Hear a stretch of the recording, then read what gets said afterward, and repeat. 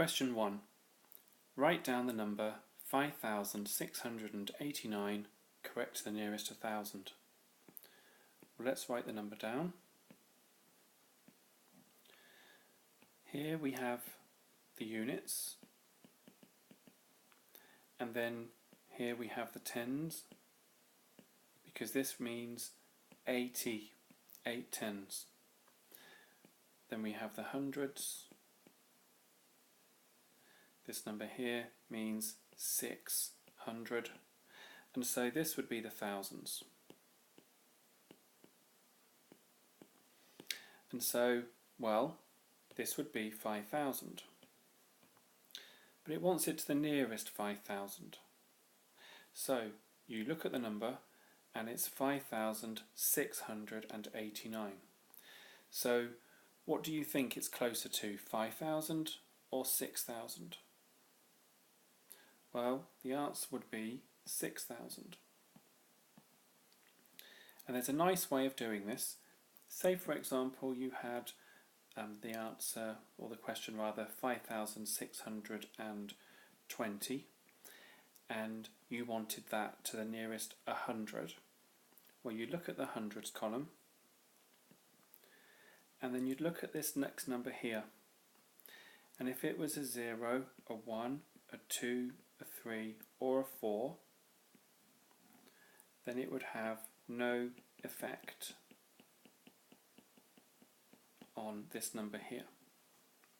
So the answer to the nearest 100 in that case would be 5,600.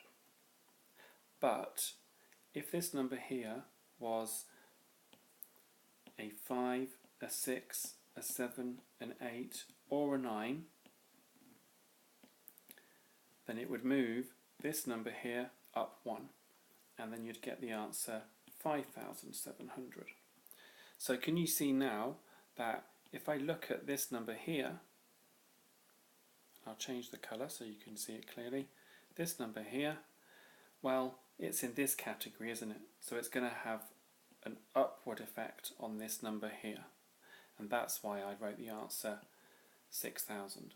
It's the same for decimal places as well. If you had the number 5.689 and you wanted that to one decimal place, for example, you would look at this number here. It would again fall into this category here, and it would have an upward effect on this number, so you'd make the answer 5.7 to one decimal place.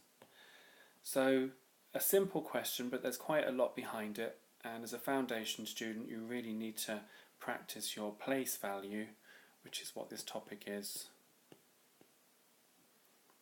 and use these keys here to help you. Okay? Question 2. Work out 30 plus 12 all divided by 5 plus 3. Now, this is quite an important question here because you have a fraction. Now, when you have the division sign, these two dots here represent numbers. And in this case, to look at this fraction here in a simplified form, you will look at the numerator first, i.e. the top part, and you would just add 30 and 12 together. So our next step would be 42, and then you look at the denominator and you have 5 add 3, which is 8. Now, as this is a calculator exam, some people would try and do this all in one go on their calculator, and some common mistakes are that people will type in 30 plus 12 and then do divide 5 plus 3. So how would that look on the calculator if you were to do that? Well, it would look like this: 30 plus 12 divided by 5 plus 3. Now, calculators and computers are trained to work in certain ways, and they basically follow this rule here. You may have heard of BIDMAS. It's nothing complicated. It just means you have brackets to look at first, indices, which are like powers, division and multiplication, and then addition and subtraction. Now, in this case, you have some division to do first. And this is what the calculator would do. It would do 12 divided by 5 first, then you'd be left with some addition of the 30 and some addition of the number 3. And I'm afraid that wouldn't be the right answer. We know if we follow the rules here that 42 divided by 8 would be the answer. And if you like the idea of cancelling down and not just using the calculator straight away, 42/8 is the same as 21/4. And you can probably do 4s into 21, because 4s into 20 is 5, and then you've got the 1 left over, which must be divided by 4, and 1/4, or 1 divided by 4, is 0.25. So the answer that you should have is 5.25. But be careful, because if you did it the wrong way, you'd have 30 plus 3 is 33, plus 12/5. And if you want to put that into your calculator, you're going to get 2.4, which would give an answer of 35.4, which would not be correct. There is one way round it, however. If you were to put a bracket here, and a bracket here, and then a bracket here, and a bracket here, you'd then be okay. Because if I choose another colour here, and show you where those brackets would be, they would be here, and here, there, and there. If you type that in, bracket 30 plus 12, bracket divided by bracket 5 plus 3, close bracket, you would then get the same answer, 5.25. So just be careful. If you're not used to doing these, do it in the way I said first, the top part, then the bottom part, and then you can do the division at the very end. Okay? Question 3. Work out the reciprocal of 0.125. Now let's have a look at this keyword here, reciprocal. If you want to find the reciprocal of a number, let's just use a fraction here, say 3/4. Then the reciprocal of 3/4 is 4/3. And if you wanted to find the reciprocal of 4/3, that would be 3/4. So what do you think the reciprocal of 8/5 would be? Well, yeah, it would be 5/8. What in effect you're doing to a fraction or a number is inverting it, or simply you're turning it upside down. So you could say, for this question here, we're starting with 0.125, and you could say the reciprocal of 0.125 is 1 over 0.125. Now, as a foundation student, you may find this quite complicated, but if you look at it this way, you're not really supposed to write numbers in this way, like a mixed fraction. But if you looked at it as 0.125 whole ones, i.e. 0.125 whole ones, then what you're in effect doing here, to get from here to here, you're just switching the top to the bottom and the bottom to the top, so to speak. So you're just inverting the fraction. But most people who would do this on a calculator exam would have a scientific calculator which would straight away maybe give you the answer. Because if you were to type in 0.125, some people would know what the reciprocal button would be. Now, do you know what that button is? Well, on some calculators, and I'll just use mine here now so I can be sure it's the same type, you type in the number 0.125 and then you press the button that looks like this. And what happens on the calculator is you get 0.125 and a little box appears here. Now some people know what number to put in there, but some people don't. Now to find the reciprocal is quite complicated, but if you want to say square a number, you do it to the power 2. if you want to keep it the same, you do it to the power 1.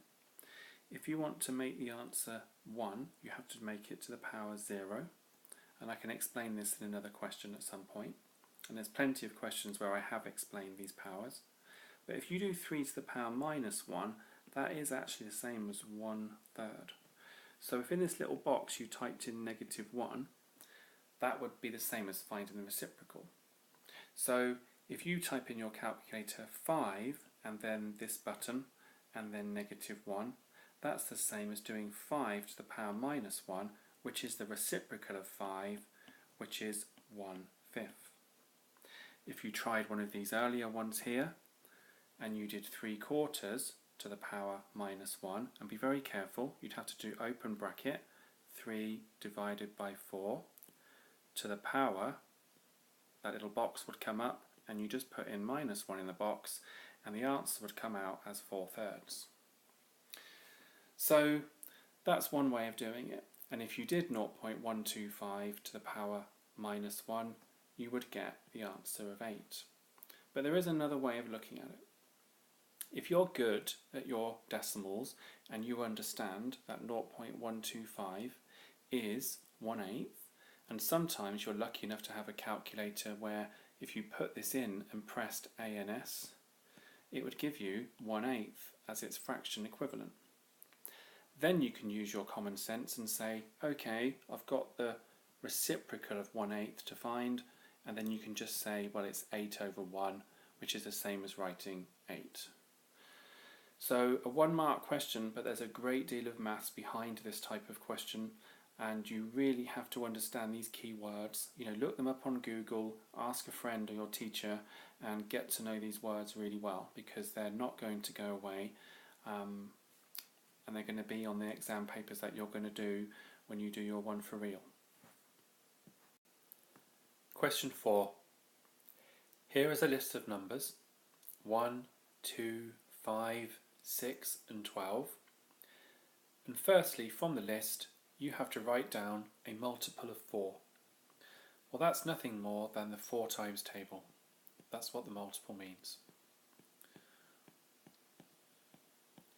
So there we go, there's the 4 times table, and what can we see from there? Well, we can see that 12 appears in that list. So 12 will be a multiple of 4.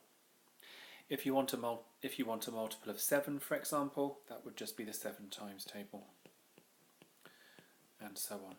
So that's the key word, multiple. A prime number. Well, a misconception about prime numbers is that 1 is a prime number. I'm afraid it isn't. There's only one even prime number, and that is the number 2. The next number that is prime after that is 3, 5, 7. Now, say for example you thought 9 was the next one. It isn't. The next one after that is 11. But why isn't 9 prime, and why are the others in that list prime? Well, 9 can be written as 9 times 1 or 3 times 3. So it has more factors than itself and 1. It has 3 as a factor. If you look at the number 7, however, the only way you can do that as a product or a multiplication sum is 1 times 7 or 7 times 1. You can't do it any other way using whole numbers. So what's the next number that you think is prime?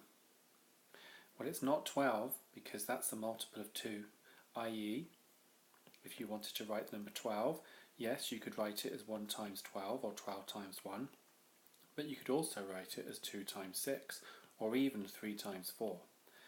So the factors of 12 are not just itself and 1. So the next number that's prime would be 13, and so on.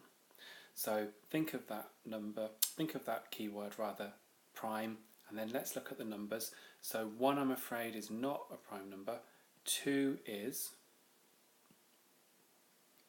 and you could have written 5 also. But you only have to write one of those. Question 5. There are 1.5 litres of water in a bottle there are 250 millilitres of water in another bottle. Work out the total amount of water in the two bottles. Well, not an easy question, so let's have a look, let's break it down. So we have the first bottle and the second bottle. In the first one it says there's 1.5 litres, and in the other one it says 250 millilitres. So I think we need to know something about the word millilitres. Milli comes from 1,000th, that's what it means. If you had a centilitre, well, think of the word cent, that's 1/100th. So a millilitre is 1,000th of a litre. So we can actually convert this one here. Now, a calculator won't help you here necessarily, but if you know that 1 litre would be 1,000 of these little millilitres, and you know that 2 litres then would be 2,000 millilitres, I hope you're okay with 1.5 litres is halfway between them, which would be 1,500 millilitres. So the way in which your calculator could help is you could do 1.5 multiplied by 1,000, and that would convert it to mils or millilitres. So it now becomes quite an easy job because you've done this in millilitres, this one's already in millilitres, and I'm sure that you can add these together and get the answer of 1,750 millilitres. For some of you, you've probably got the idea that if you want to go from millilitres to litres, instead of timesing by 1,000, you would divide by 1,000, and you could write the answer 1.75 litres. Either of these would be absolutely fine. Question 6. Here is a trapezium, and it says this diagram is accurately drawn. You have to measure the length of the line PQ. Well, this will be difficult to show on my computer, so I've given you the answers here, and I'm going to assume that you know how to place your ruler here at 0 and then measure in centimetres to get the answer of 8 centimetres. Now I've put plus or minus 2 millimetres here because in the exam it says that you've got plus or minus 2 millimetres accuracy. So let's have a little look at that, what that means. So 8 centimetres is 80 millimetres, and it's saying you could have an answer as high as 82 millimetres or 8.2 centimetres, or as low as, and you can take the 2 mil off this and have 78 millimetres or 7.8 centimetres. So it's saying any answer between these two would be good enough. And then for the angle, again, I'm assuming that you can use a protractor. If you can't, then there are plenty of videos on YouTube explaining how to use a protractor, so please look at those.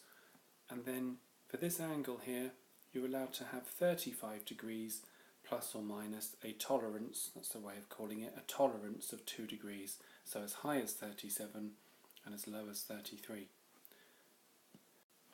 Do keep in mind though one thing that some teachers don't tell the students, and that is sometimes teachers photocopy a paper, and when it's photocopied sometimes it's scaled up or down a little bit, so when you come to measure something which is accurately drawn, you may not get the answer that the mark scheme wants.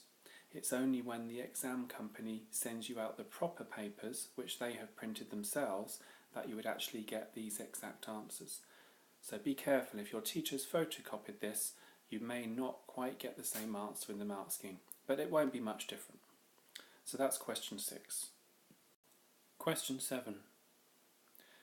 To solve this equation, first of all, let's simplify the left hand side, and we'd have f plus 2 more f's plus 1 more would be 4f equals 20. Now 4f is the same as 4 times f, and so if you just read the equation to yourself, 4 times something is 20, you'd probably be able to work out that that something was 5. But the way of doing it would be to do the inverse operation of multiplication to both sides of the equation, because it is a balance. We have a left hand side and a right hand side, and this sign says that the left and the right hand sides are the same. So if we divide both sides by 4, then we have f equals 20 divided by 4, which gives you 5. Now let's look at this second equation, this second balance. We have 18 minus m equals 6. Now some of you may see that 18 minus 12 equals 6, and if you wrote that down as workings, that should be fine, and you could write the answer 12. But if you start with the question and try and do the same thing to both sides to get the value of m, let's see if this works. Could I add the same thing to both sides? Well, yes. So if I added m to both sides, I would then have 18 equals m plus 6. And the reason for that is, if I started with negative something and I added exactly the same amount, these would cancel out. It's like having, say, negative 2 and 2 would be 0, and I wouldn't write 0 here. Now looking at what I've written here, you can probably see that 12 plus 6 is still 18, so 12 is still fine. But what I've done is I've tried to do the same thing to both sides to get the answer. So what about now if I took away 6 from both sides? Well, I'd be left with 18 take away 6, which is 12. The plus 6 and the minus 6, when added together, would cancel to give 0, and I'd just have m left on the right hand side. So what I'd have is 12 equals m, which is the same as m equals 12. You could have done this in a different way. You could have taken 18 from both sides, and you would have been left with minus m, or negative m, is 6 take away 18, which is negative 12, and then say to yourself, negative something is negative 12. Well, the only way that could balance is if m was equal to 12. There are other ways of doing these, but for this question for now, I'll just leave it there and we can move on to part C. It says simplify d squared times d cubed. Well, d squared is d times itself, and d cubed is d multiplied by itself 3 times. D cubed does not mean 3 times d, because 3 times d is the same as d plus itself 3 times. So be very careful. D cubed means d multiplied by d multiplied by d again. So how many times have we multiplied d by itself? That's called the power of d, and in this case I hope you can appreciate that the power this time is 5. It will be d to the power of 5. Question 8. Jane writes down the following: 3.4 multiplied by 5.3, and she says the answer is 180.2. It says, without doing the exact calculation, explain why Jane's answer cannot be correct. Well, let's just have a quick look at what we have here.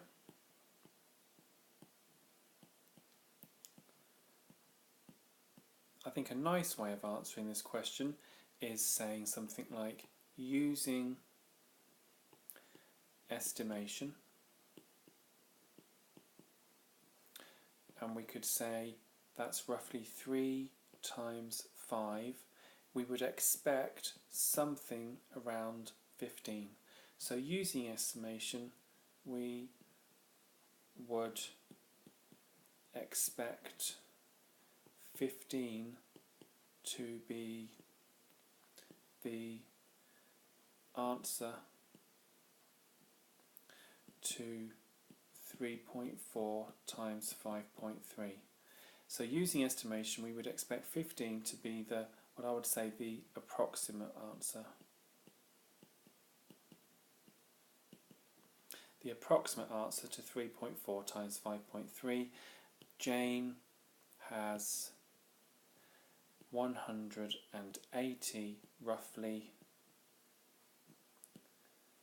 which is over 10 times too much. Another way of writing this is you can say using estimation,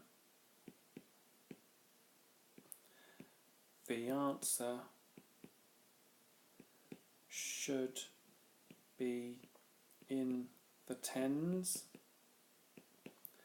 However, Jane's answer is in the hundreds.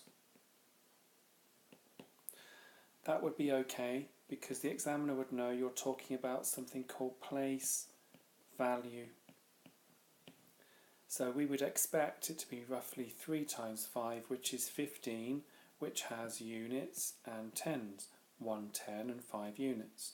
But Jane's answer of 180.2, well, it has a little bit of a decimal going on here, a tenth. That's neither here nor there.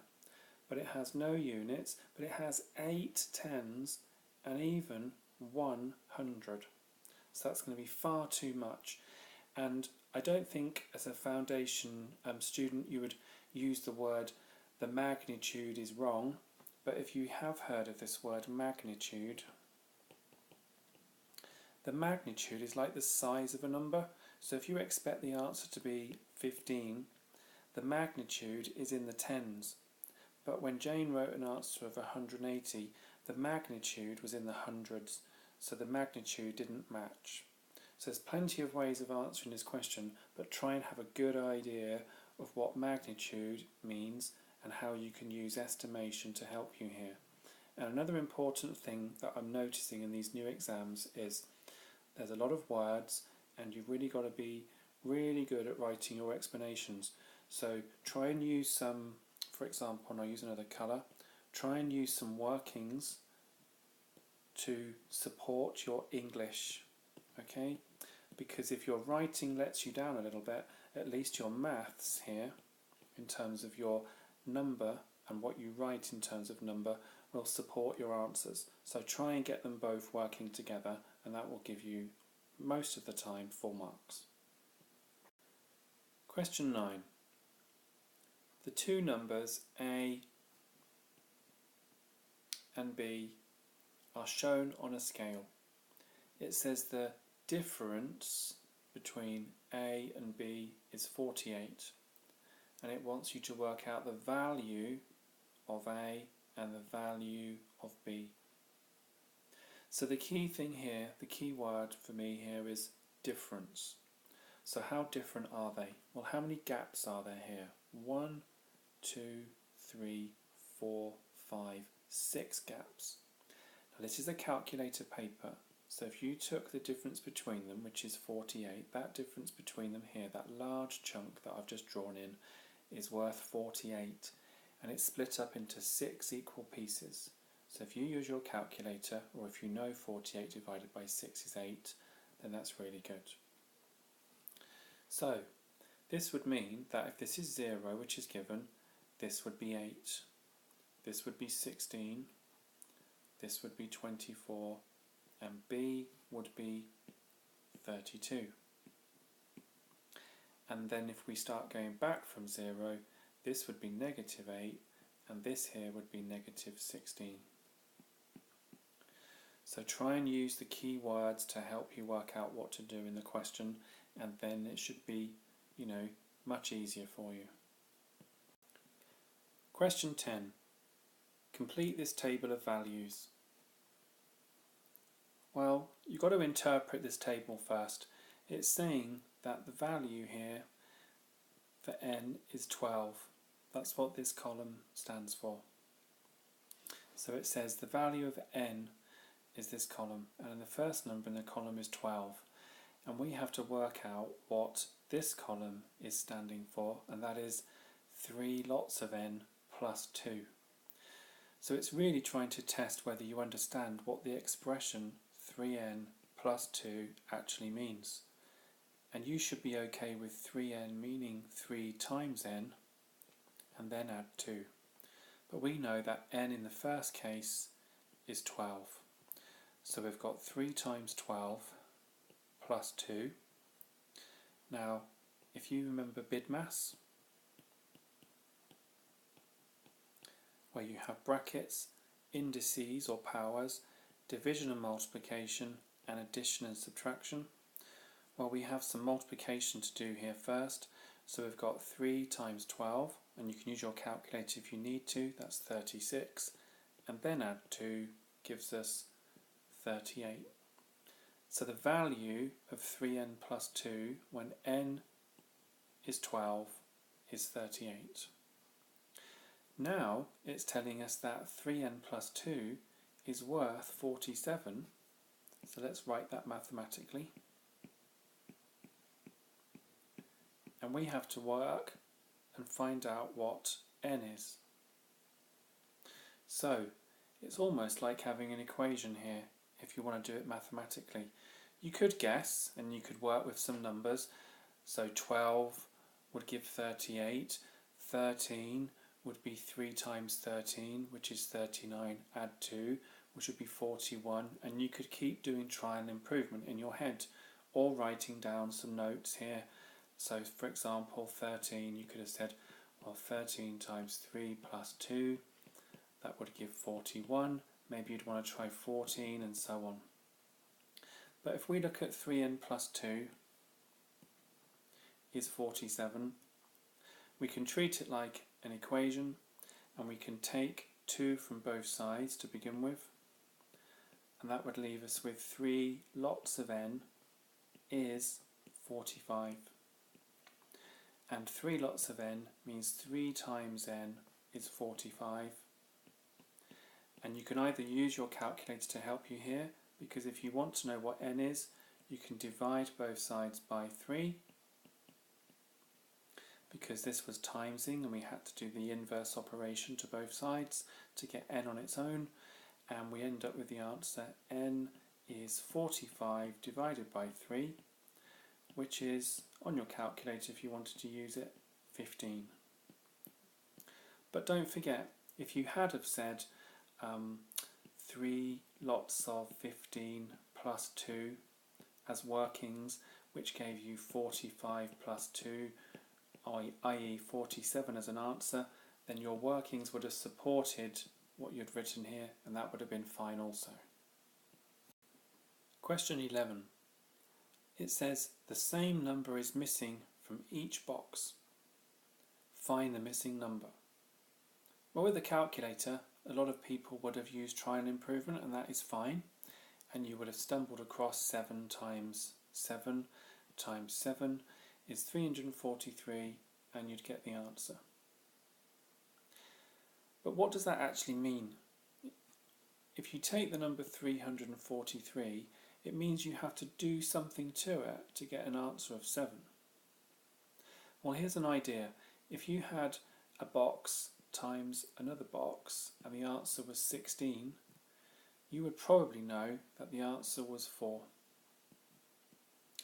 And you may understand that to get the answer 4, you can do the square root of 16 to give you 4. Or alternatively, 16 to the power a half equals 4. Now when you write to the power of a half, that's the same as square root. So if you wrote in your calculator 25 to the power, and you just put in a bracket here, 1 divided by 2, so 25 to the power, a half, you would get the answer 5. 100 to the power, a half, that would be 10. It's the square root. Now in this particular question you had 3 things multiplied by each other. They were the same thing to give 343. Well, if you think of this example as being the square root, think of a square with the same length. You're timesing the length to get the area.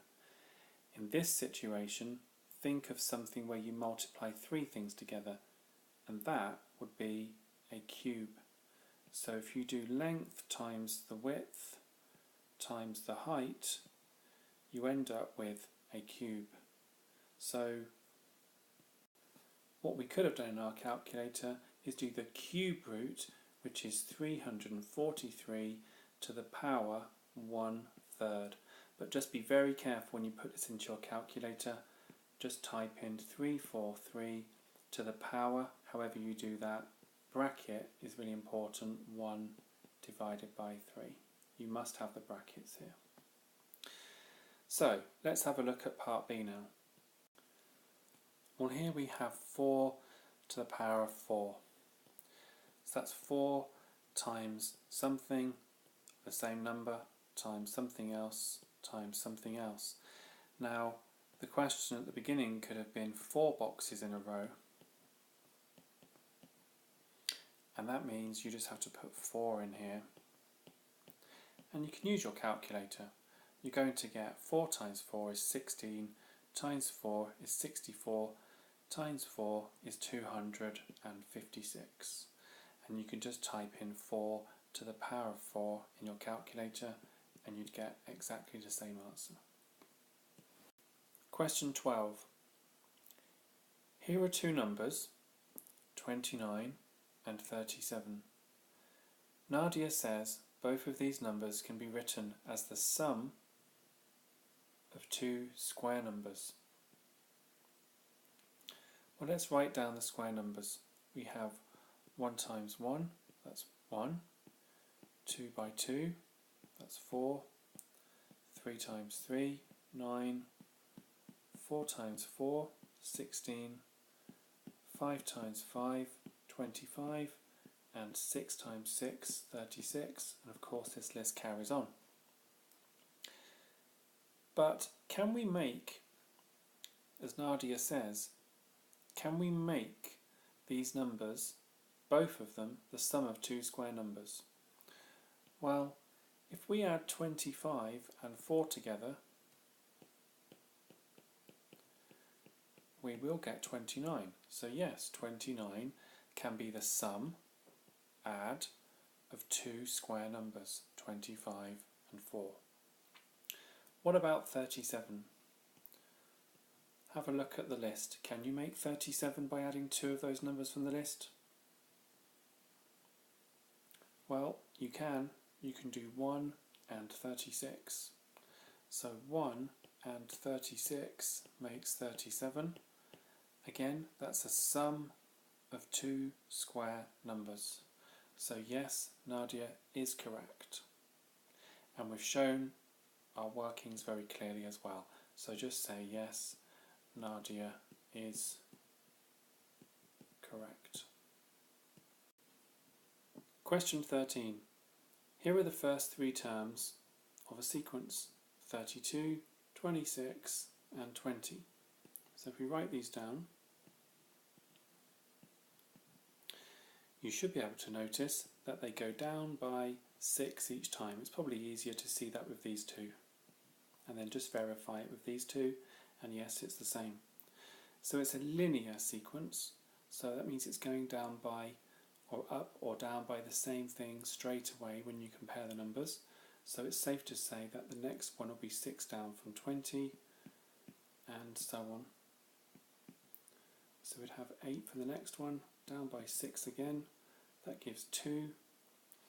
And if you go down by 6 again, well, be careful, if you're on 2 and you go down by 6, then you've gone 1, 2, 3, 4, 5, 6. You're -4. So that's the first term in the sequence, that's less than 0. And then you'd have to go down by -6 again. So back by 6 again would be even further back, which would be -10. Question 14. Here is a triangle ABC. A to B to C. It says mark with the letter Y the angle CBA. Well, C to B to A makes this angle. So there would be Y. It then says here is a cuboid. Some of the vertices, now if you don't know what vertices are, then this is going to be difficult. I.e. if you were in an exam and you didn't know what vertices meant, then you'd be finding this hard to answer. So this keyword is very important.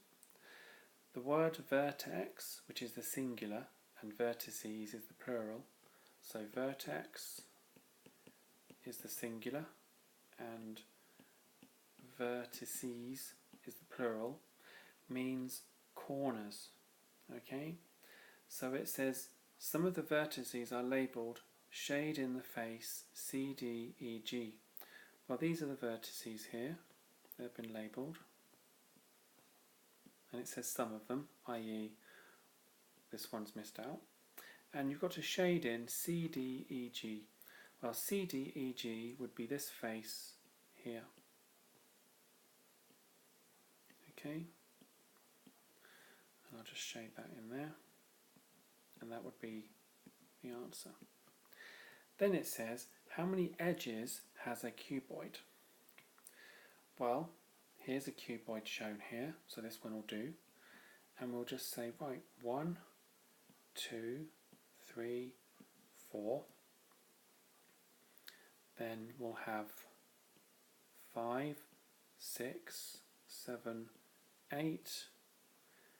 And then lastly, I'll do another colour here. We'll have 9, 10, 11, 12. So it's 12 edges. Question 15. It says there are 5 grams of fibre in every 100 grams of bread. And it says a loaf of bread has a weight of 400 grams. So if the bread weighs 400 grams, that's 4 lots of 100 grams. And we know in each 100 grams there are 5 grams of fibre because it tells us this.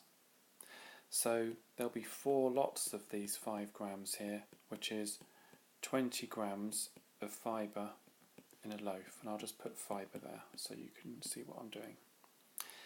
Now it says that there are 10 slices of bread in a loaf. And each slice of bread has the same weight. So if we know there are 20 grams of fibre in a whole loaf and there are 10 slices, then if we divide the 20 grams by 10, that will tell us how much is in each slice, and that would be 2 grams of fibre per slice. Okay, so that wasn't too bad.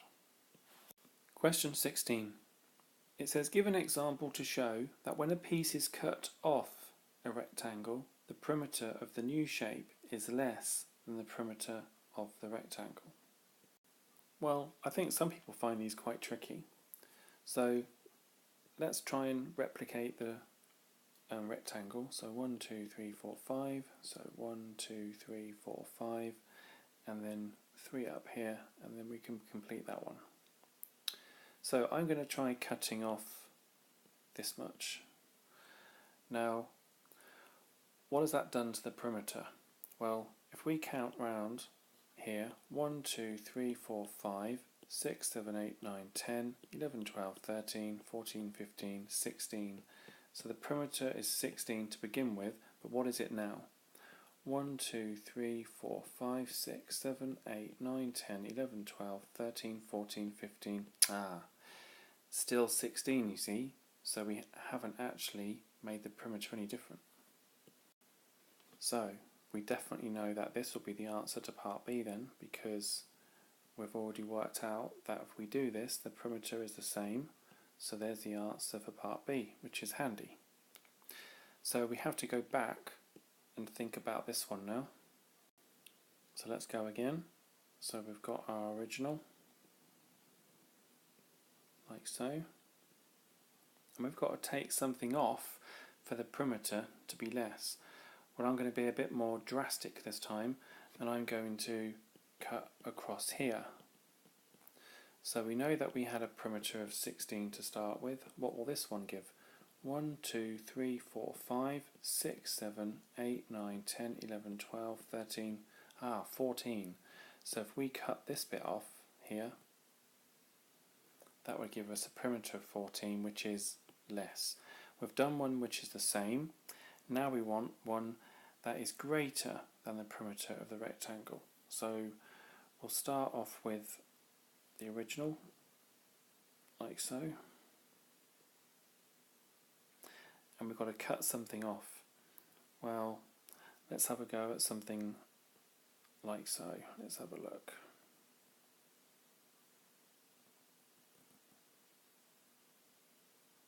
Let's see what that one does.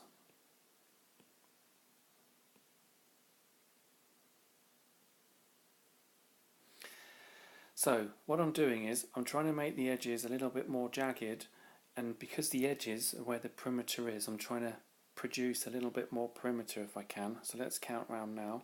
1, 2, 3, 4, 5, 6, 7, 8, 9, 10, 11, 12, 13, 14, 15, 16, 17, 18, 19, 20. So I've actually managed to increase it quite a bit more. So why don't you have a go at that? Perhaps you can try and increase it more than what I have already, and I think I know a few ways that you can do that. Okay, let's move on to another question. Question 17. It says ABC is an isosceles triangle. So we'll just label A, B and C here for now, and we'll put these dashes on the lengths to represent that they are the same length. It says when angle A is 70, so we'll put that in here. There are 3 possible sizes of angle for B. Now we've got to work out what they are. So I've labelled in this diagram A is 70. You know angles in a triangle are up to 180, so these two must be the same because base angles of an isosceles triangle are equal, so they would have to be 55 each. So one possibility for B is 55 degrees.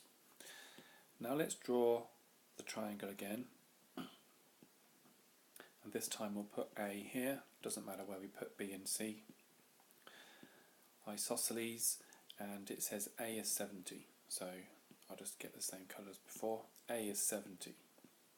So that means this one would be 70 because the base angles are the same.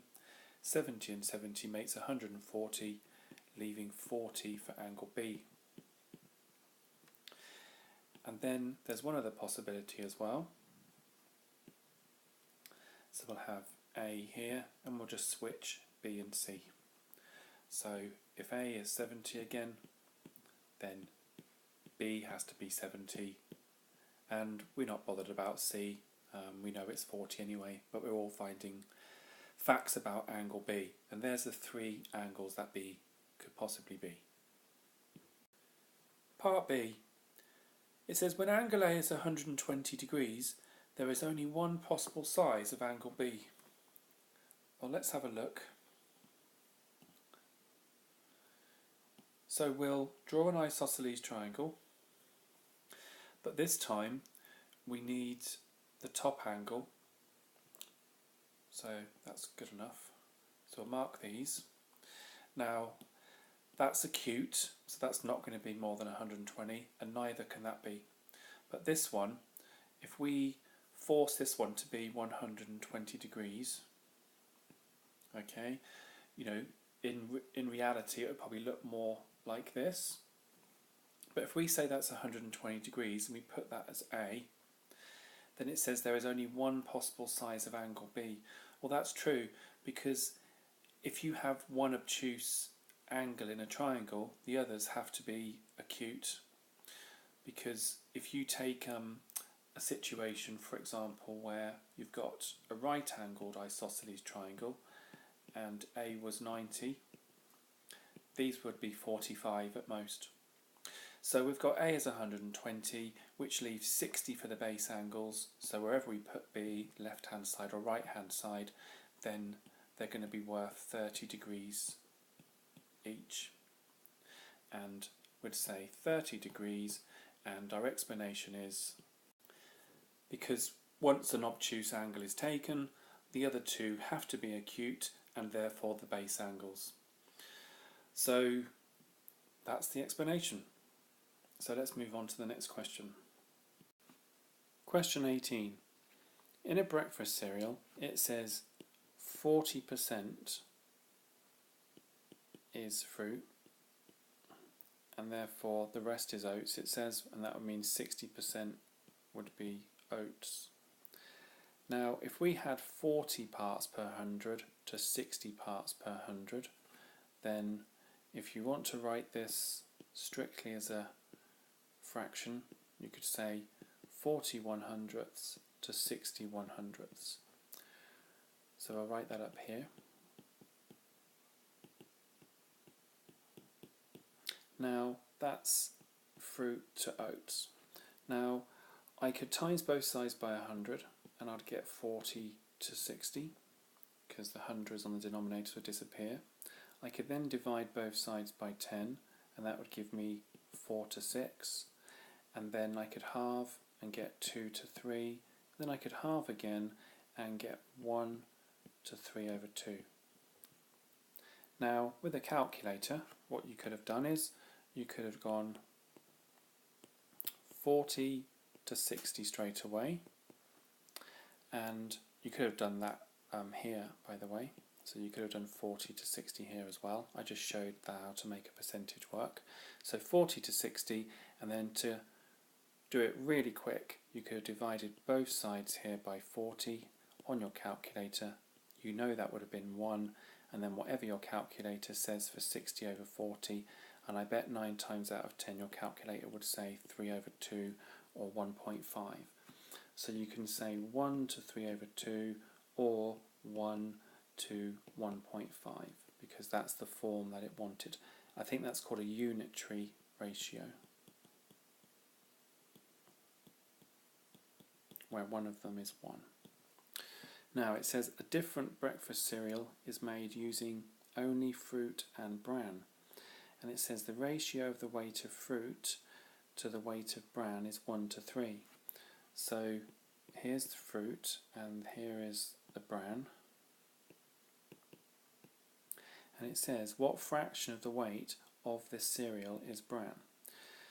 So the nice thing about ratio is it tells you how many parts are involved.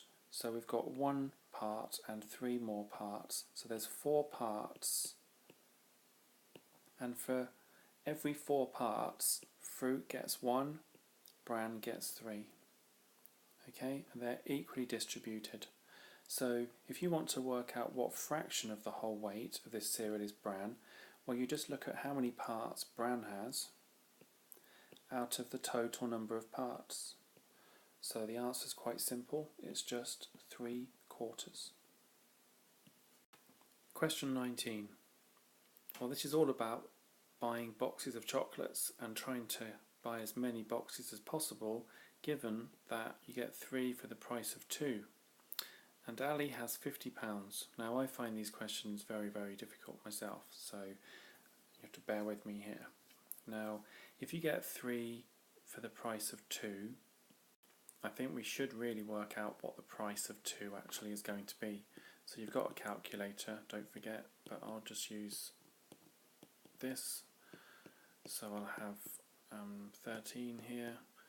So £7.38 for 2. Now that would mean that if we use £7.38 up, that would give us 3, don't forget, because we get 3 for the price of 2. So we want to see roughly how many £7.38 we can squeeze out of a £50 note. Now, I know if I had £7.38 and I times it by 7, that would be close. So you can use your calculator here, and because 7 sevens are 49, that would be really close, wouldn't it? So if we just work that out, £7.38 times 7, that would be £51.66. So he wouldn't be able to do 7 of those. So what we could do is, we could say £7.38 times 6. So let's go with that. And that would be £44.28. Now, when I say 738 times 6, that means 6 lots of £7.38, which means I'm getting 6 lots of 3 boxes. Because don't forget, for every £7.38, we managed to get 3 boxes.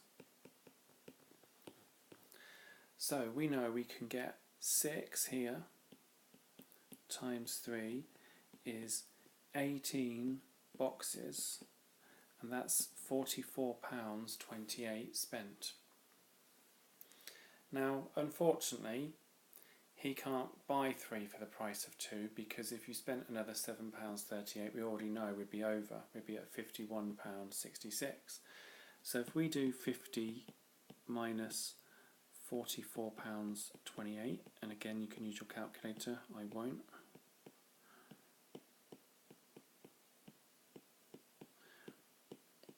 That's £5.72.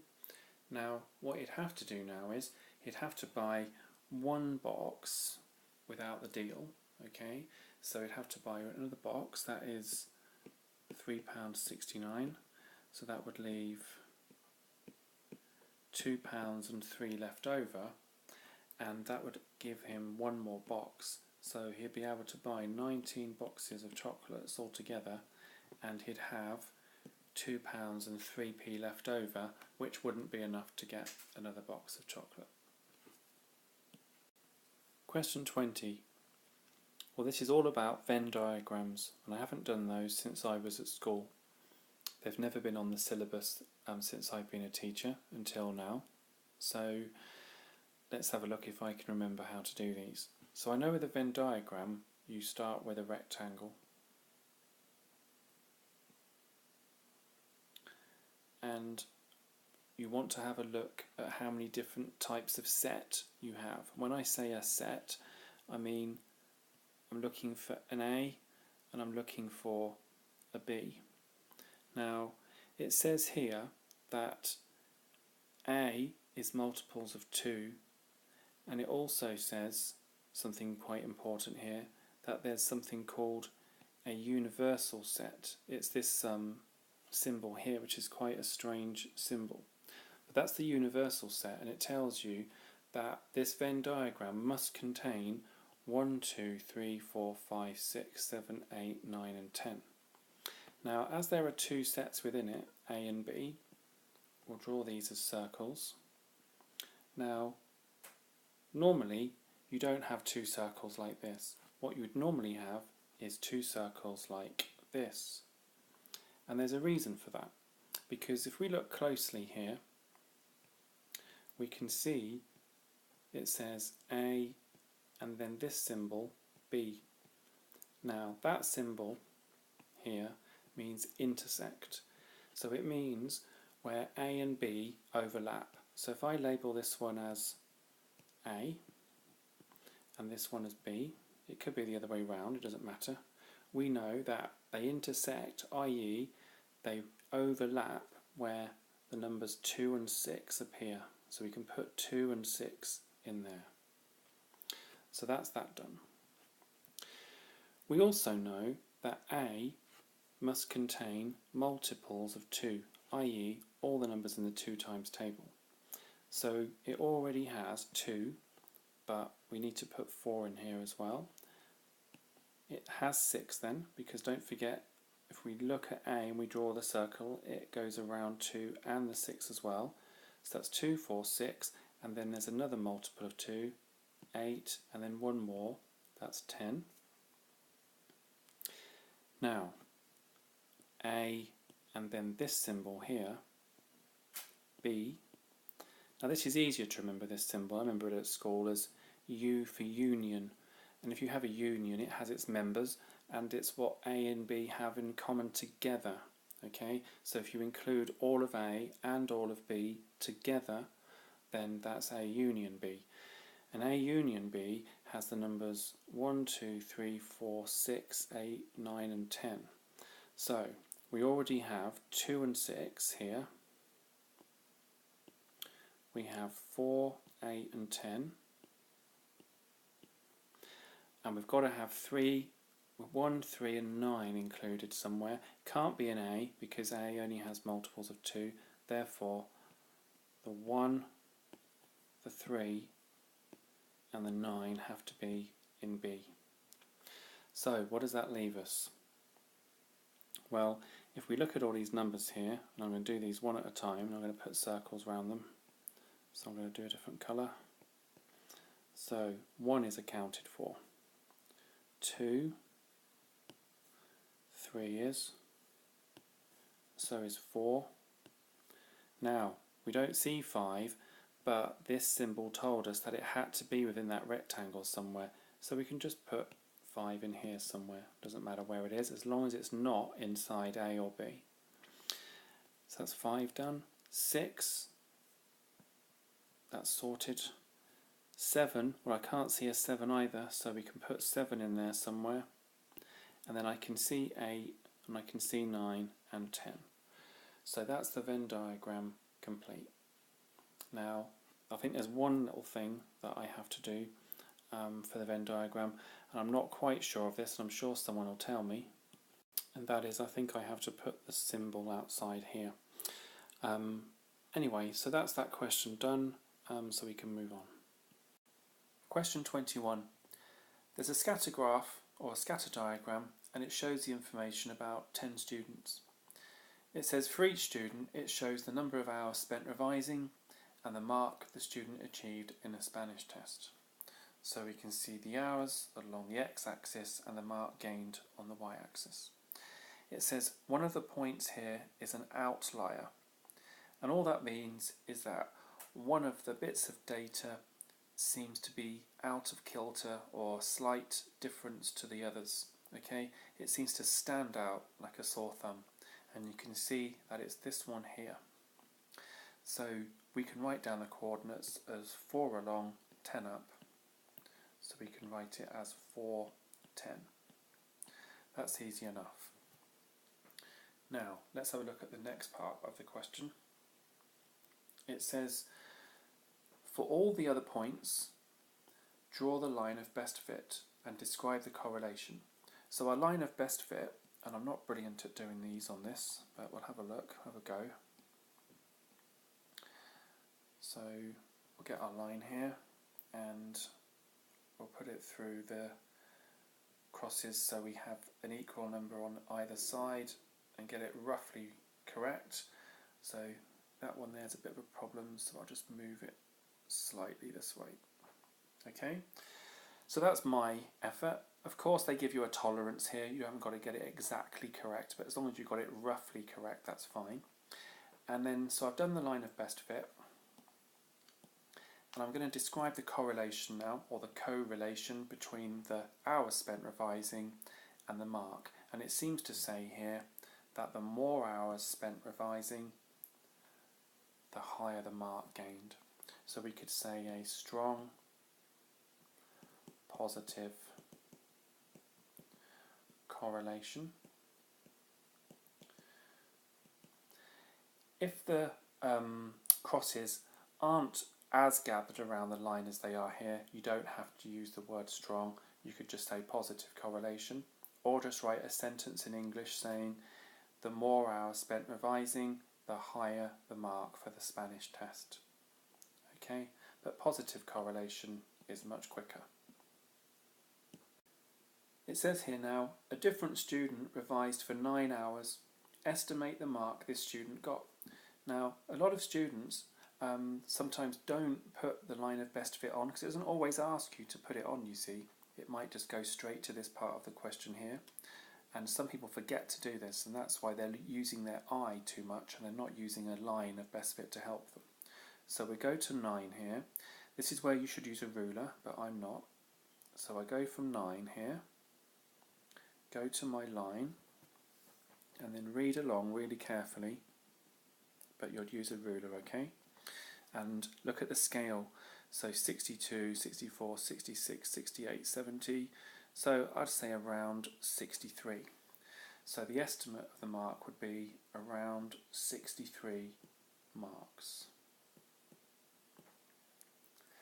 It says the Spanish test was marked out of 100.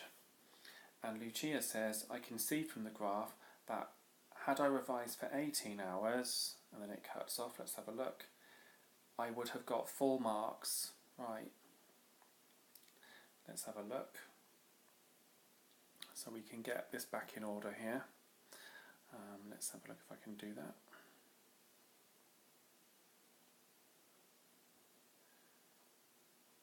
It's going to be quite difficult, so let's have a look. I'll do this way. Okay, so she said if I had revised for 18 hours, I'd have got full marks. Now, is that true?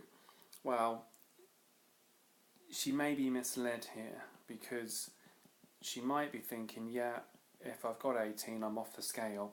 However, you could say different arguments, and I'm trying to think of the most efficient argument you could put forward, and I would say this, and that is, full marks are hard to get no matter how much revision is done. Ability counts. So what I'm saying is, if you had a maths test, say a higher paper or even a foundation one, everyone has their own natural ability at a subject, and doing revision will improve your performance, that is sure, but it can't guarantee you full marks. Okay, and I think sitting here we all know that's true. So revise, yeah, that's brilliant, but it does not mean that if you spend 1,000 hours revising a maths paper or a Spanish paper that you're going to get full marks. We all know that to be true. So that's what I would write for that comment there. Question 22. The length L centimetres of a line is measured as 13 centimetres. Correct the nearest centimetre. Complete the following statement to show the range of possible values of L. Well, we'll come to that in a bit. So if we look at the measurement of 13, then it's given to the nearest unit. So if we take a unit and we split it in half, we'll get 0.5 either way. Now, I'll show you the relevance of this in a minute. So when we're coming to look at numbers and how they round, say we had a measurement of 13.2. Well, to the nearest whole number, that would be given as 13. If we had 13.4 and we wanted that to the nearest unit, again, that would be 13. So what we're trying to do is, we're trying to push this number as high as it can possibly be to be rounded to 13, and to have it as low as it could possibly be to be rounded to 13. So for example, if we had 12.8 and we wanted that to the nearest unit, i.e. to the nearest centimetre, we would say 13. So how low can this number go here before it's not rounded to 13 again? Well, if we chose 12.4 and I said to you, is 12.4 closer to 12 or 13, you would say 12. But if I said 12.5, then when you've used rounding before in decimal places and such, you've always been taught that if the numbers are 5, a 6, a 7, 8 or a 9, then it rounds the next number up. So the lowest it can be is 12.5, and that would round to 13 to the nearest centimetre. So how high could 13 be? Well, 13.4 would round to 13, and 13.5 would really round to 14, wouldn't it? because remember 12.5, that rounded to 13. So this is where we come back to this. So let's write this out clearly.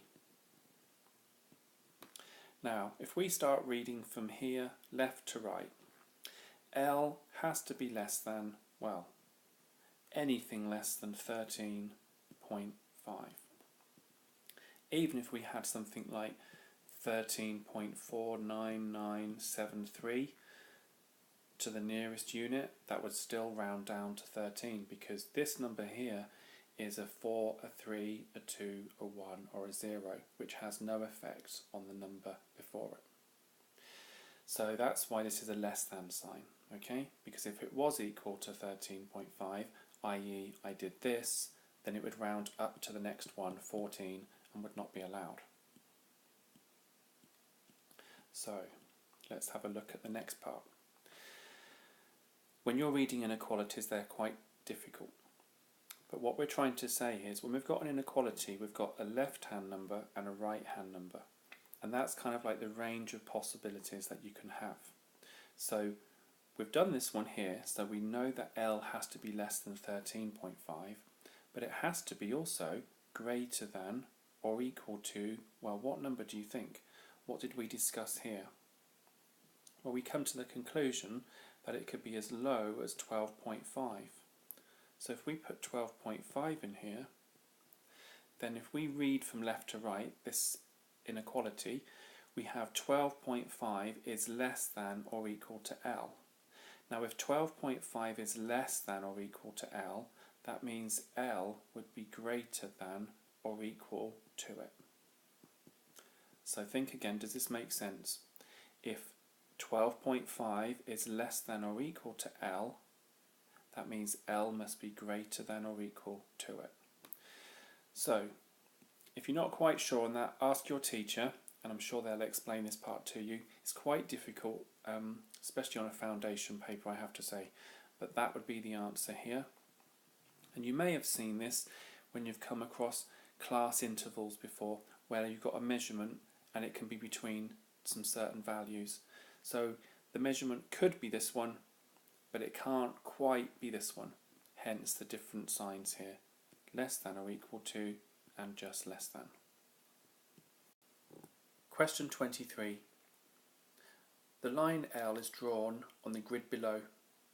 You have to find an equation for the straight line and give your answer in the form y equals mx plus c.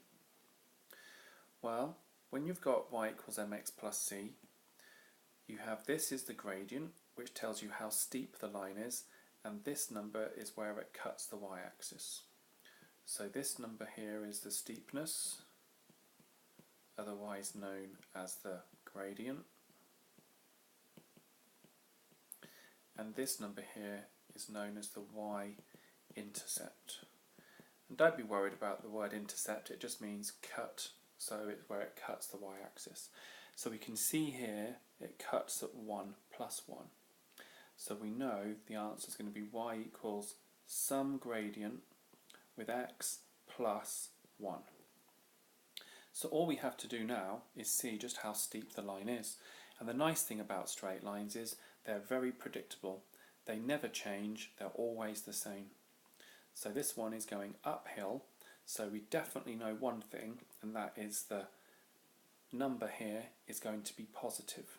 Okay, it's not going to be a negative number. So let's start from somewhere. Let's say here, and let's go along 1. So if I go along 1 on the x, then how far do I have to go up to get back to the line again? Well, I have to go 1, 2 units.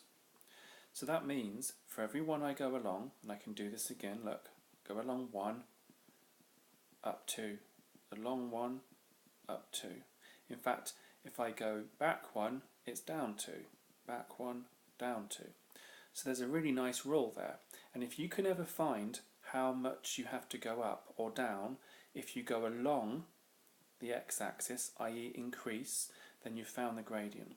So here's the key. If you can go along 1, the amount you go up by is the gradient. So the gradient here is 2.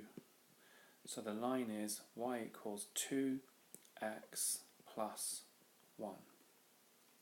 In fact, this number is also very useful because if you went along, say, 2, this is the multiplication factor that you'd have to go up by. So if you went along 2, you should be going up 4, twice as much. So 1, 2, 3, 4, and so on. Okay, so that's a little insight into how to find the intercept and gradient if the line is given for you. Question 24. It says Jenny works in a shop that sells belts. The table shows information about the waist sizes of 50 customers who bought belts. And this is from the shop in May. So it says calculate an estimate for the mean waist size. So what we generally do in this situation is we know how many of each size was actually purchased. It tells us that here. And it classifies the waist size for each belt being small, between 28 and 32, not 28 but can be 32, medium, can't be 32 but anything more than that right up to and including 36, large, 36 to 40 but not 36, and so on. So you've got no overlaps because if your belt size was 32, you'd definitely know you'd be in here. And if it was 32.1, then you'd definitely be in this class interval. So if we know that 24 small belts were bought, then what size of waist do we go for? Do we go for 28, 32, or something else? Well, the idea around this when we're estimating is to use the term central tendency. Now, I wouldn't worry too much. It basically means you always go with the centre number here, the central one. Okay? So what would be the middle number here? Well, the nice way of doing it is, and you can use your calculator here, if you add the two extremes up, 28 and 32, you get 60, and then you can halve it, find the average or the mean, and you would get 30. So when I said average there, I'm talking about the mean. So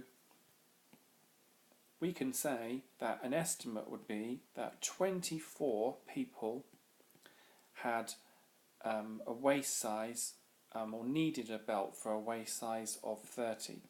So we're not guessing saying, oh well, it could have been 2 at 28.7, 5 at 31.6. We're just saying we're going to go with our best option, which is on average things tend towards the centre, and we're going to say 24 of them were 30. Likewise, we're going to say that 12 of them were halfway between the 32 and the 36. So if we do 32 and 36 and add that up, we get 68, and half of that is 34. So we're going to have 12 lots of 34. Then we're going to say that 8 of them were, well, not 36.5, not 37.2. We're going with the middle value again. And the nice thing about this, these end bits go up in 4s, so the middle bits will go up in 4s. They have to go up in proportion. So if you don't believe me, you can do 36 and 40 and halve it. So we should get 38. And then lastly, 6 of the belts, and we can say the size was halfway here. And you can probably see halfway between 40 and 44. It's quite easy to see, and that's 42. So once we've done all those multiplications, all that means is all of the belt sizes added together. 24 of these, 12 of these, 8 of these, and 6 of these. Now, normally for the mean, what we do is we divide by the total number of belts bought, and that tells us clearly here that that's 50. A common error, believe it or not, is that some people just say 1, 2, 3, 4 numbers and they divide by 4, but that's not what you do. So let's use the calculator here and see what that's going to be. So I'm going to do the top row first. I'm not going to do it all in one go.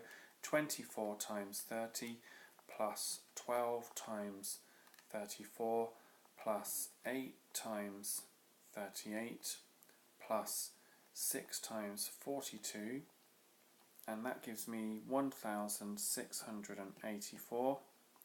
Divide that by 50 and I get 33.68, and it's measured in, I don't know what the measurement is, oh yes I do, inches. Okay. Now as these were given to the nearest whole number, I'm not quite sure what I would say actually. I think I'll give it to one decimal place, although you probably should give it to the nearest inch, but I'll say 33.7 and I'll write down that 1 dp. At least I've given all the information anyway, so I should be able to get all of the marks based on that. Now, a very, very difficult thing to understand here, so let's read it slowly. This is what makes, I think, a lot of the foundation papers really difficult in my opinion. So, you know, I do feel for some of the students here. It says, belts are made in sizes small, medium, large, extra large. Okay, that's shown there in the table above. And Jenny needs to order more belts in June. And it says the modal size, now don't forget modal means the most popular. Okay, the modal size of belts sold is small. Okay, so we know that the small belts sell more than any other, and you can see that from the table as well. It says Jenny is going to order 3/4 of the belts in size small. So she's going to place an order and 3/4 of them, in her opinion, are going to be small. The manager then says to her, you should not order so many. Who is correct, Jenny or the manager? Well, if you think about it, there was 24 small belts sold out of the 50. Now that's roughly half. Okay, so roughly half of the belts sold were small. And Jenny is intending to make a purchase and have 3/4 of them being small. But if you think about it, if only a half of them were selling as small, that's still quite a good majority, but you wouldn't want to necessarily get 3/4 of your stock as small, would you? Okay, so in that respect, I would think the manager is correct, because it doesn't warrant spending all that money and having 3/4 of your stock being small when only half of them, compared to all the other sizes, sell. And I've just finished the explanation off here. Manager is correct, does not match with the half actually sold. Question 25.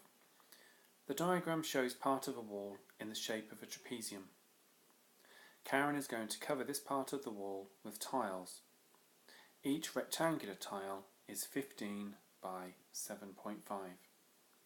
Tiles are sold in packs, and there are 9 tiles in each pack. So Karen divides the area of the wall, so we'll do that first. We'll find the area of the wall. Now, if we want to find the area of a trapezium, it's quite nice. We don't have to bother about this triangle at the end here.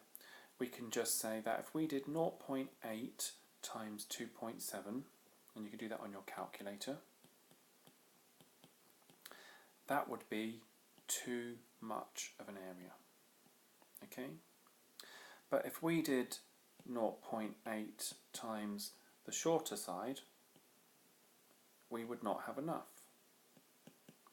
So if we do the average of these, i.e. add up the one that's too much, the one that's not enough, divide by 2, that will be the area of a trapezium, and that always works. So if you aren't sure about how to find the area of a trapezium, then if you look at the numbers we have here, 0.8 is called the perpendicular height, the one at right angles, okay, and that's the distance between the pair of parallel lines. So if we look at this, we can bring out 0.8 over 2 as a factor, and then we just have longer length plus shorter length. and the formula of area of a trapezium is something like h over 2a plus b. So here we can see the height. A is one of the sides that is parallel and B is the other one. So all that aside, we find the area of the trapezium first, and on a calculator then we can do that. And the answer I get for that is, and this is in metre squares, don't forget, because we've got metres by metres, so I get 1.8 metre squares. Now again, that's quite difficult to convert, so let's have a look. We've got 1.8 lots of 1 metre squared. Now a metre is 100 centimetres by 100 centimetres, so 100 by 100 is the same as 1.8 times 1 times a metre square is 100 centimetres by 100 centimetres. So on your calculator, if you just multiply 1.8 by 1 by 100 by 100, we can do that now.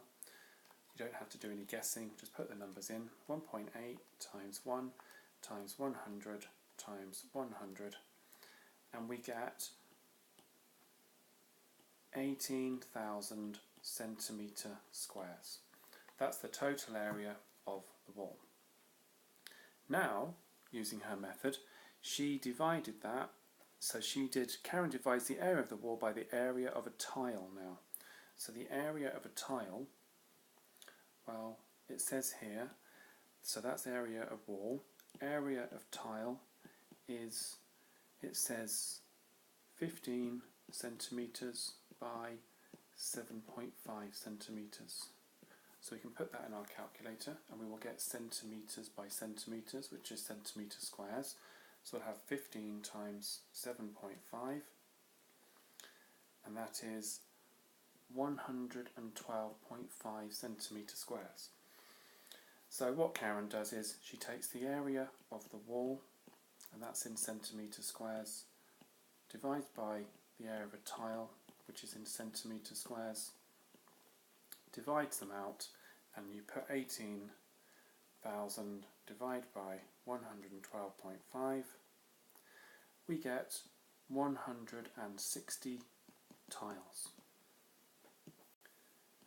So using Karen's method, if she needs 160 tiles and there's 9 tiles in a pack, then if you do, we'll do that here, if you do 160 divided by 9 on your calculator, you get 17.7 recurring packs. Well, it would make common sense that she would have to purchase to the nearest pack 18 packs with her method to get this job done. So we've used Karen's method to work out an estimate for the number of packs of tiles she needs to buy. There it is. Now we're going to have to look at part B of the question.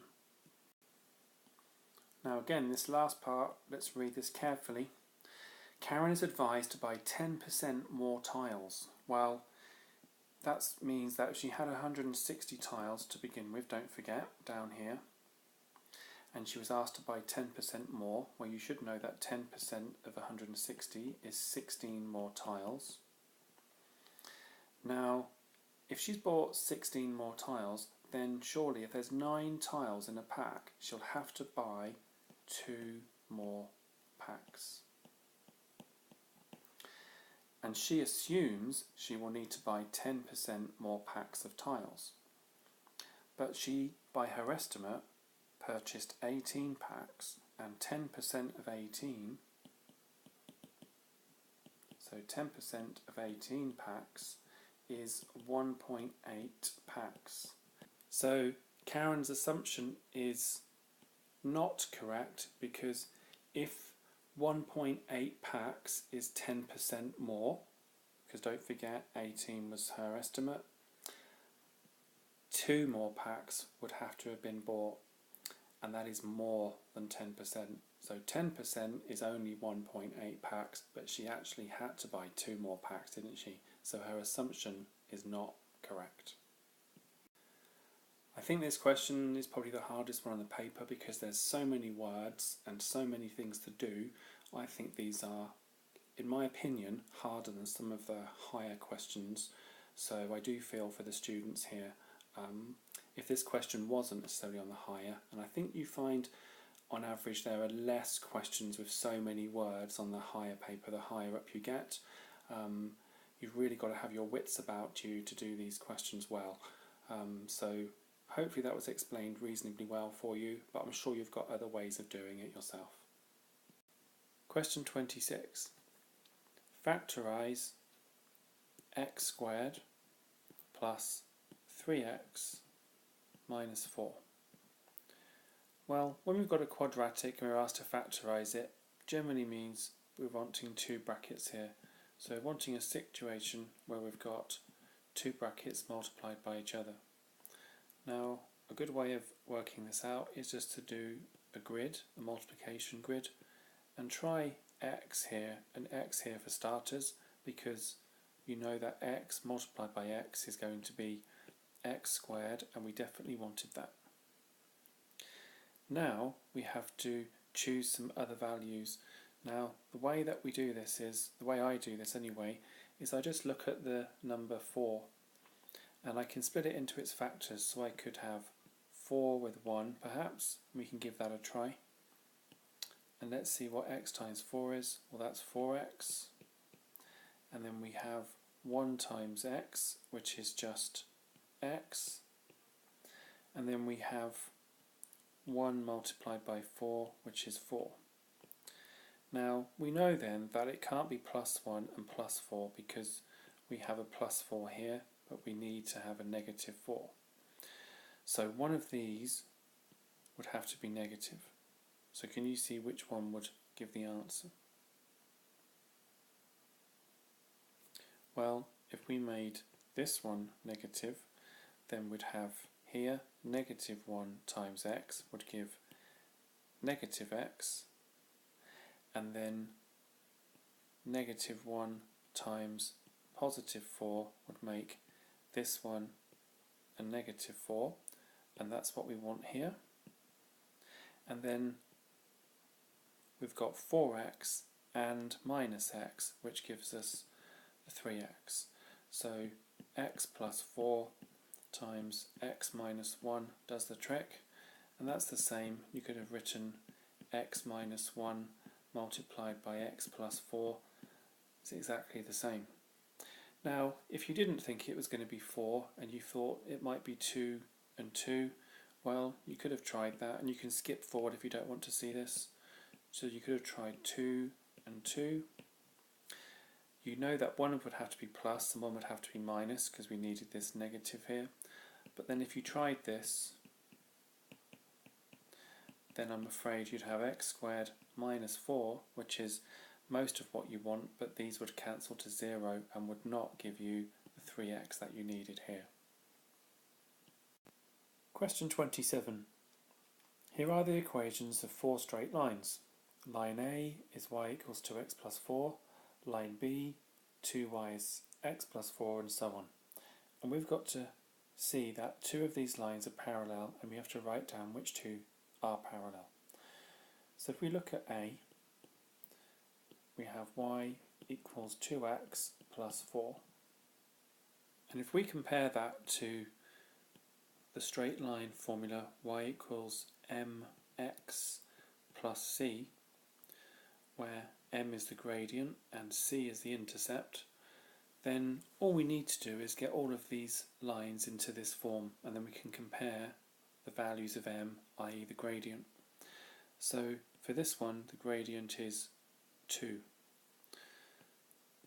For line B, we have 2y equals x plus 4, which would mean y would be x divided by 2 plus 4 over 2. Now 4 over 2, that's just the intercept, we don't have to worry about that. But y equals x over 2 means the same as y equals a half x plus 2. So the gradient for this one is just 1 half. So they're not the same so far. So line C, well, we've got to do a bit of work on this one. We get 2x plus 2y equals 4, which is the same as 2y equals minus 2x plus 4, which is the same as y equals minus 2 over 2x plus 4 over 2. Notice I'm not cancelling here just yet. I'm not bothered about the intercept, I just want to look at the gradient, and we have minus 2 over 2, which is the same as negative 1. And then finally d, we have 2x minus y equals 4, which is the same as minus 2x plus y is negative 4. That's the same as timesing everything by negative 1. Then I can add 2x to both sides and I'll have y equals 2x minus 4. And here we can see the gradient is 2. So the gradient was 2 in line A, and the gradient was 2 in line D. Now, I made an assumption that you know that if the gradients are the same, then they are parallel to each other. Now, this fact separates them from being the same line because the fact being that the intercept here is at negative 4, so if I had the y-axis and the x-axis here, this one cuts at negative 4 and this one cuts at positive 4. So although they have the same gradient, i.e. go along 1, up 2 and so on, they are indeed parallel, they're not the same line. So that's that question done. Question 28. A very difficult question. Very difficult. The densities of two different liquids, A and B, are in the ratio 19 to 22. So let's get that down first. So the density of A to the density of B is in the ratio of 19 to 22. It says the mass of 1 centimetre cube of volume of liquid B is 1.1 grams. So if you understand that density is how much mass you can cram into a certain volume, then you'll know density is mass per volume. Okay? So we'll use that formula. So the density of B is the mass of B over the volume of B. And it tells us that the mass of 1 centimetre cube, i.e. the volume, so we can say that's 1 centimetre cube, and the liquid B, the mass is 1.1 grams. So it's 1.1 grams for every or per 1 centimetre cube. So the density of liquid B is 1.1 grams per 1 centimetre cube. So as you can probably tell, this is quite a difficult question for me to explain. So if we do that on the calculator, not that you need to do 1.1 divided by 1, you're going to get 1.1 grams per centimetre cube. Okay? So there's the density of B. Now let's get back to this ratio. Let's make this a unitary ratio by dividing both sides by 22. So we get what 1 for the density of B would be 19/22, as much for the density of A. So can we use that to help us? Well, yes we can, because the density of A will be then 19/22 of the density of B, which is 1.1 grams per centimetre cubes. And I'm definitely going to do that on my calculator, because I'm not going to take any risks. 19 divided by 22 times 1.1, and I get 0.95 grams per centimetre cubes. So that's the density of A. Now let's have a look at a little side issue here, which is liquid C, which is made. Now, liquid C is comprised of a volume of, and I've done that V of C, volume of C, and it says here 20 centimetre cubes. Now, we know that the mass of this liquid C is made up from 5 centimetre cubes of liquid A and 15 centimetre cubes of liquid B. So we know the relative densities for B and A now. So we know for each 1 centimetre cube we're going to have 1.1 grams per centimetre cube for liquid B and only 0.95 grams per centimetre cube from liquid A. So I can say that the mass of liquid C will be made up of 15 lots of the 1.1 grams, because it says it here, 15 centimetre cubes worth, plus 5 centimetre cubes worth of the other liquid A. So I'll do that on my calculator. So that's 15 times 1.1 plus 5 times 0.95, and that gives me the mass of liquid C of 21.25 grams. So we're home and dry now, because we can now say that the density of liquid C is the total mass of it, which is 21.25 grams, over the volume, which, don't forget, it told us 20 centimetre cubes, and that gives us, I'll check on my calculator, divide by 20, and I get 1.0625 grams per centimetre cubed, or centimetre cubes. So that's probably the second most difficult question I've done for months from these videos. Some of you probably find this really easy and brilliant. I'm glad that you do. It's probably one of my most difficult ones. I would dread doing these in an exam. That's as best as I can do. If you can do better, please do let me know. Okay, thank you.